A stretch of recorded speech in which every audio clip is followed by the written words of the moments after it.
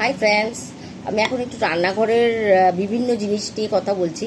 তো আজকে আমি একটু গোলমরিচ, কালি মির্চ এই ব্যাপারটাকে নিয়ে, গোলমরিচ বা কালি মির্চ এই ব্যাপারটাকে নিয়ে আজকে আমি একটু তোমাদের সাথে কথা বলতে আসলাম। রান্নাঘরের সামগ্রী নিয়েই আমি কথা বলছি। প্রত্যেকটা রান্নাঘরের সামগ্রীর যে কি বিবিধ গুণ সেটা না বললে বোঝা যাবে না।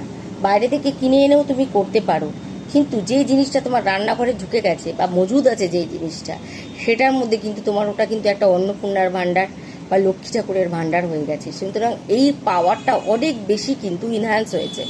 আমি তাই জন্য সবসময় বলি যে কিছু কিছু জিনিস কিন্তু বাড়িতে কখনোই পুরোতে দেবে না, যেমন তেজপাতা, হলুদ, নুন, প্রত্যেকটা জিনিস একটু খেয়াল করে তোমার ঘরে তুমি সবসময় মজুদ রাখবে, যাতে যখন তোমার কাজ হবে, যখন তোমার দরকার পড়বে, তুমি সেইগুলোকে ইউজ করে তোমার কিছু বিধিবিধান করতে পারো।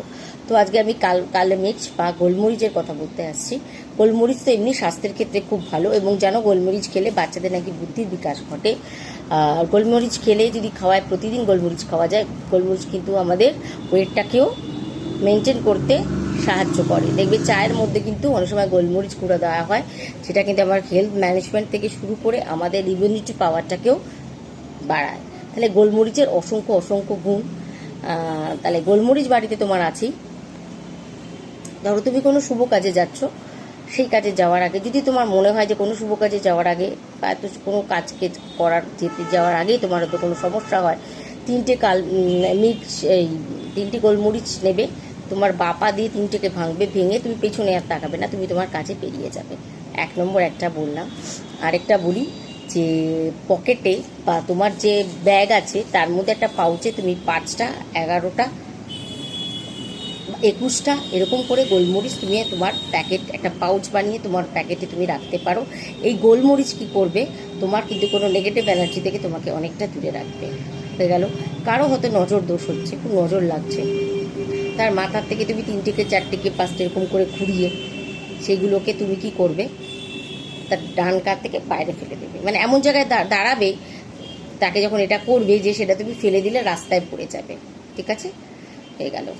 আর একটা বলি, ধরো যদি তোমার অর্থনৈতিক খুব সমস্যা, মানে টাকা রাখতে পারছো না, টাকা আসছে টাকা চলে যাচ্ছে, একটা লাল পুটলির মধ্যে তুমি কিছুটা গোলমরিচ নেবে, নিয়ে সেটা মা লক্ষ্মীর কাছে রাখবে।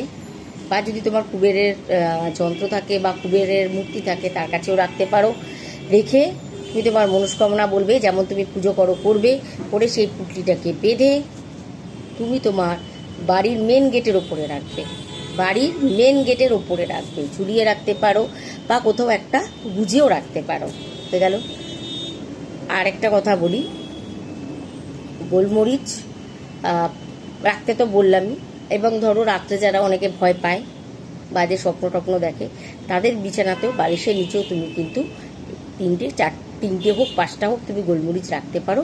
পরের দিন যখন সে ঘুম থেকে উঠবে, সেই গোলমরিচটাকে নিয়ে তুমি তোমার যদি প্ল্যান্টস থাকে, তোমার আউটডোর প্ল্যান্টস থাকে বা ইনডোর প্ল্যান্টস থাকে, তার নিচে তুমি রেখে দিতে পারো, বা তুমি পিপল গাছের নিচে গিয়েও রেখে আসতে পারো।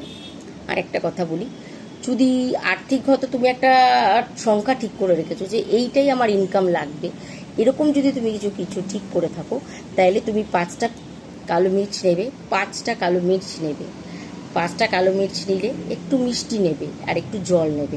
শনিবার দিন গিয়ে পিপল গাছের নিচে রেখে ওই 5টা তোমার মনের যেটা কামনা সেটা বলবে, মিষ্টি দেবে, তারপরে জল দেবে, দিয়ে ভালো করে প্রণাম করে বাড়ি চলে আসবে, পেছনে ঘুরে দেখবে না।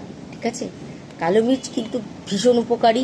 যে কটা বললাম, একটু ভালোবেসে, একটু বিশ্বাস করে, যত্ন করে করে দেখো বন্ধু, সমস্যা জীবন থেকে চলে যাবে।